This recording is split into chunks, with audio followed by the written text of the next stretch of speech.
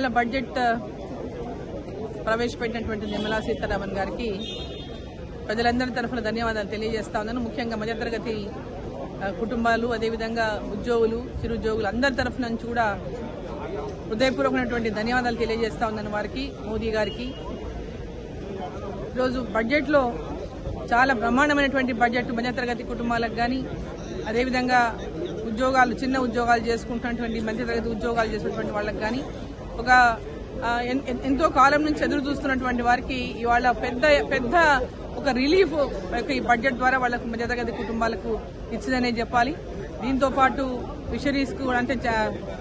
Fisheries కి అంటే చేపలు పెంచుకునేటువంటి వారికి కూడా పెద్ద ఎత్తున దీంట్లో లబ్ధి చేకూరే విధంగా ఈ బడ్జెట్ లో పెట్టడం జరిగింది. అదేవిధంగా పత్తి, కాటన్ విషయానికి వస్తే కూడా కాటన్ పండించేటటువంటి రైతులకు కూడా పెద్ద ఎత్తున ఆదుకునేటటువంటి విధంగా ఈ బడ్జెట్ లో పొందుపరచడం జరిగింది. సో ఓవరాల్ గా చూసుకుంటే ఈ బడ్జెట్ లో బ్రహ్మాండంగా అందరూ ఏదైతే ఎదురు చూస్తారో ఇంతకాలంగా ఈ బడ్జెట్ లో ఏదైనా ప్రత్యేకత ఉంటుందా అని మధ్యతరగతి కుటుంబాల వారు, ముఖ్యంగా మధ్యతరగతి కుటుంబాల వారు ఏదైతే ఆశించిండ్రో, ఎన్నో రోజులుగా ఆశిస్తా ఉన్నారో వారి కలలు నెరవేరేటటువంటి విధంగా ఈ రోజు ఈ బడ్జెట్ ఉంది.